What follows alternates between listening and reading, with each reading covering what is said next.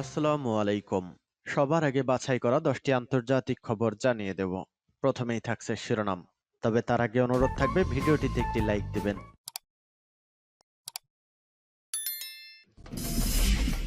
সংবাদের শুরুতেই জানিয়ে দিব সংবাদ শিরোনাম। সন্ত্রাসবাদের বিরুদ্ধে 20 বছর ধরে লড়াই করছে তুরস্ক, বললেন এরদোগান। এরপর জানিয়ে দিব সিরিয়াকে সদস্যপদ ফিরিয়ে দেওয়ার সিদ্ধান্ত নিল আরব লীগ। এরপর থাকছে সংবিধান সংশোধনের পরিকল্পনা বাতিলের দাবিতে ইসরায়েলের বিক্ষোভ। এরপর জানিয়ে দিব বাকমুতে ফসফরাস বোমা ব্যবহারের অভিযোগ ইউক্রেনের। এবং জানিয়ে দিব সর্বশেষ শিরোনাম। বাংলাদেশ চীন সম্পর্ক তৃতীয় পক্ষের হস্তক্ষেপ মানা হবে না, বললেন রাষ্ট্রপতি। এতক্ষণ শুনছিলেন সংবাদ শিরোনাম, এখন শুনবেন সংবাদের বিস্তারিত। তো বন্ধুদের কাছে রিকোয়েস্ট রইল এই ভিডিওতে একটা লাইক দিবেন, আর ভালো লাগলে অবশ্যই বন্ধুদের মাঝে শেয়ার করে দিবেন। সন্ত্রাসবাদের বিরুদ্ধে 20 বছর ধরে লড়াই করছে তুরস্ক, বললেন এরদোগান। তুরস্কের নিরাপত্তা বাহিনীর সন্ত্রাস বিরোধী অভিযানের প্রশংসা করেছেন দেশটির প্রেসিডেন্ট রেসেপ তাইপ এরদোগান। তুরস্কের একটি টিভি চ্যানেলকে দেওয়া সাক্ষাৎকারে এরদোগান বলেন, সন্ত্রাসবাদের বিরুদ্ধে বিগত 20 বছর ধরে লড়াই করে যাচ্ছে তুরস্কের নিরাপত্তা বাহিনী। এরদোগান আরও বলেন, সিরিয়ার উত্তরাঞ্চলে এবং ইরাকে অত্যন্ত দক্ষতার সঙ্গে জঙ্গি গোষ্ঠী ও সন্ত্রাসবাদীদের মোকাবেলা করছে তুর্কি বাহিনী। আবারও সন্ত্রাস বিরোধী অভিযান চালানোর মোক্ষম সময়ের অপেক্ষায় আছে তুরস্ক। এরদোগান বলেন, দেশের বাইরে আমাদের সেনাবাহিনীর এসব সন্ত্রাসবাদ বিরোধী অভিযানের ফলে কয়েকটি অঞ্চলে জঙ্গিরা আস্তানা গাড়তে পারেনি। তিনি বলেন, ধীরে ধীরে তুরস্কের আশেপাশের সব অঞ্চল সন্ত্রাস মুক্ত করা হবে। দীর্ঘদিন ধরে জঙ্গি গোষ্ঠী পিকেকে তুরস্কে নাশকতা করে আসছে। এ কারণে সিরিয়া ও ইরাকে আইএস ও পিকেকের আস্তানায় হামলা চালিয়ে আসছে। সিরিয়াকে সদস্যপদ ফিরিয়ে দেওয়ার সিদ্ধান্ত নিল আরব লীগ। দীর্ঘ 12 বছর পর সিরিয়াকে সদস্যপদ ফিরিয়ে দেওয়ার সিদ্ধান্ত নিয়েছে আরব দেশগুলোর সংস্থা আরব লীগ। রবিবার মিশরের রাজধানী কায়রোতে আরব লীগের সদর দপ্তর সংস্থার পররাষ্ট্রমন্ত্রীদের রুদ্ধদ্বার বৈঠকে সিরিয়াকে পুনরায় সদস্য করার সিদ্ধান্ত নেওয়া হয়। আগামী 19 মে সৌদি আরবের রাজধানী রিয়াদে আরব লীগের শীর্ষ সম্মেলন অনুষ্ঠিত হতে যাচ্ছে। এর আগেই সিরিয়াকে সংস্থার সদস্য পদ ফিরিয়ে দেওয়ার সিদ্ধান্ত হলো। 2011 সালে সিরিয়ায় বিদেশি মদতপুষ্ট উগ্র সন্ত্রাসী গোষ্ঠীগুলোর তাণ্ডব শুরুর পর বাশার আল আসাদের সরকার তাদের বিরুদ্ধে ব্যবস্থা নিলে আরব লীগ অন্যায়ভাবে সিরিয়াকে এ সংস্কার থেকে বহিষ্কার করে। তবে গত সপ্তাহে সিরিয়াকে আরব লীগ ফিরিয়ে নিতে জর্ডানের উদ্যোগে মিশর, ইরাক, সৌদি আরব ও সিরিয়ার কূটনৈতিকদের মধ্যে বৈঠক হয়। এ সময় আশ্বাস দেওয়া হয়, সংস্থার শীর্ষ বৈঠকের আগেই সিরিয়াকে আরব লীগে ফিরিয়ে আনা হবে।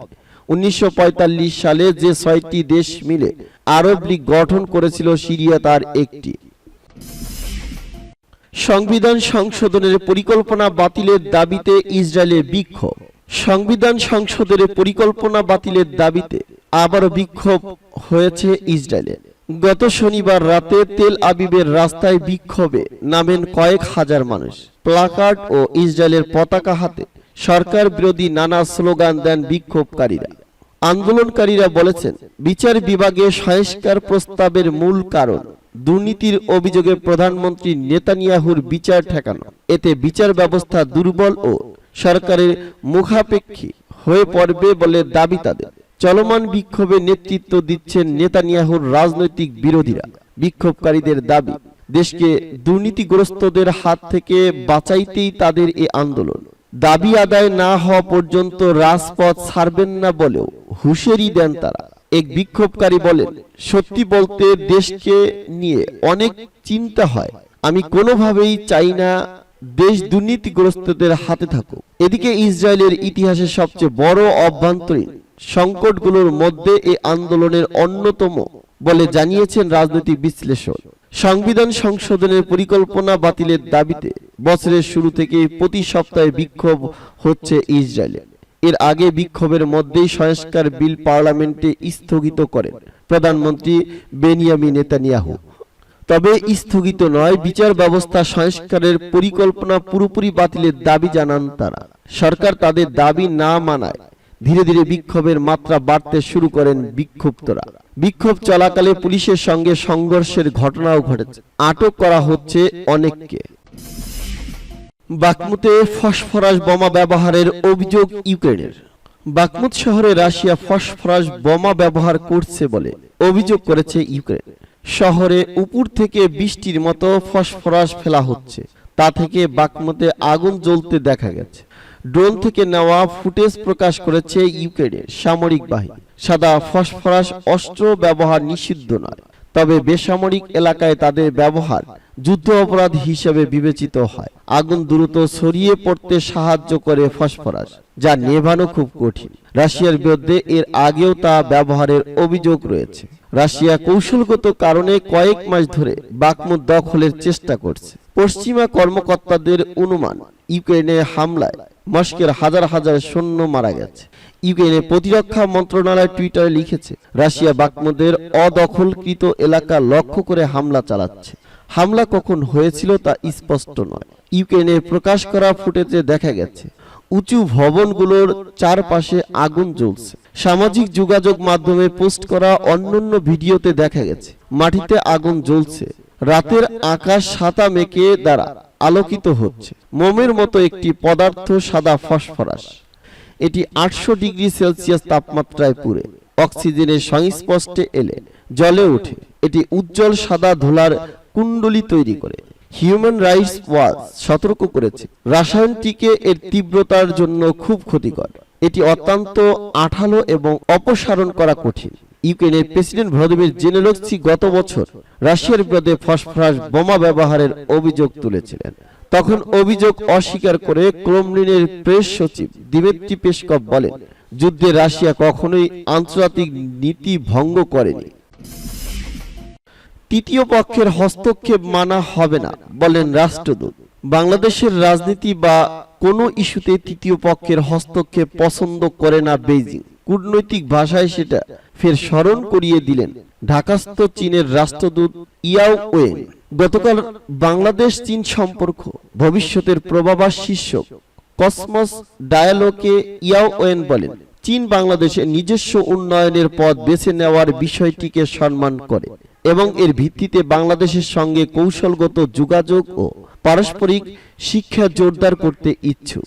চীন ও বাংলাদেশের উচিত মূল স্বার্থ সংশ্লিষ্ট ইস্যুকে একে অপরের প্রতি সমর্থন অব্যাহত রাখা এবং এক কণ্ঠে বাহ্যিক হস্তক্ষেপকে না বলা। সিম্পোজিয়ামে প্রদত্ত মূল বক্তব্যে রাষ্ট্রদূত ইয়াও ওয়েন রোহিঙ্গা সংকট সমাধানে চীনের মধ্যস্থতা সহ সমসাময়িক বিভিন্ন ইস্যুতে কথা বলেন। গত মার্চে বিদেশি হস্তক্ষেপ প্রত্যাহার বিষয়ক বাংলাদেশের অবস্থানের প্রতি বেইজিং এর দৃঢ় সমর্থনের কথা জানিয়েছেন নবনিযুক্ত রাষ্ট্রদূত ইয়াও ওয়েন। তখন তিনি বলেছিলেন, বাংলাদেশের প্রতি চীন ধারাবাহিক নীতি বজায় রেখেছে। চীন সবসময় বাংলাদেশের বিশ্বস্ত কৌশলগত অংশীদার। অভ্যন্তরীণ বিষয়ে বিদেশের হস্তক্ষেপ প্রত্যাখ্যানের ব্যাপারে বাংলাদেশের অবস্থান দৃঢ়ভাবে সমর্থন করে চীন। জানুয়ারিতে ঢাকায় দায়িত্ব নেওয়া ইয়াও ওয়েন গত 28 ফেব্রুয়ারি তথ্যমন্ত্রী হাসান মাহমুদের সঙ্গে বৈঠকের পরও বলেছিলেন যে দেশগুলোর মতো চীন বাংলাদেশ বা কোনো দেশের অভ্যন্তরীণ বিষয়ে হস্তক্ষেপ করে না। কারো অভ্যন্তরীণ রাজনীতিতে চীন নাক গলায় না। তবে হ্যাঁ, চীন অবশ্যই বাংলাদেশের উন্নয়ন চায়, এদেশের মানুষের জীবন মানের উন্নয়নে পাশে থাকতে চায়। রাষ্ট্রদূত বলেন, আমি নিশ্চিত করে বলতে চাই যে কোনো যৌক্তিক প্রয়োজনে চীন বরাবরের মতো বাংলাদেশের পাশে থাকবে। কসমস ফাউন্ডেশনে আয়োজিত সিম্পোজিয়ামে রাষ্ট্রদূত ইয়াও ওয়েন পশ্চিমা দুনিয়ার প্রতি আঙ্গুল তুলে বলেন, বিশ্ব আজ অদৃশ্য বড় পরিবর্তনের মধ্যে দিয়ে যাচ্ছে এবং সমৃদ্ধির পেন্ডুলাম প্রাচ্যের দিকে ঝুঁকছে। অদ্ভুত পরিস্থিতিতে চীন ও বাংলাদেশ উভয় নজিরবিহীন সুযোগ ও চ্যালেঞ্জের মুখোমুখি হচ্ছে। উন্নয়ন ও সীমান্ত প্রতিরক্ষা নিয়ে দু দেশ কাজ করছে জানিয়ে তিনি বলেন, যে কোনো মূল্যে দেশের সার্বভৌমত্ব রক্ষায় চীন কাজ করে যাচ্ছে। বাংলাদেশের নিজস্ব সিদ্ধান্ত নেওয়ার ব্যাপারে বিশ্বাসী চীন।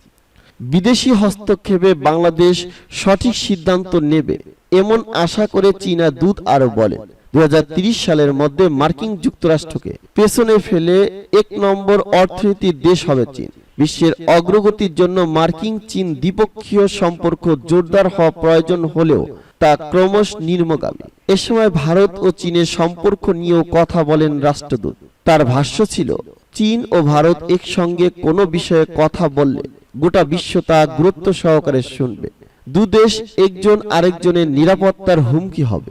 ভারতের এই বিষয়টি ভাবা উচিত। বিদ্যমান বাস্তবতায় বাংলাদেশ ও চীনের মধ্যকার কৌশলগত অংশীদারিত্বকে আরো গভীর করা উচিত উল্লেখ করে রাষ্ট্রদূত ওয়াং ওয়েন বলেন, পারস্পরিক সহযোগিতার জন্য আমাদের নতুন প্রবৃদ্ধির ক্ষেত্রগুলোকে অন্বেষণ করা জরুরি।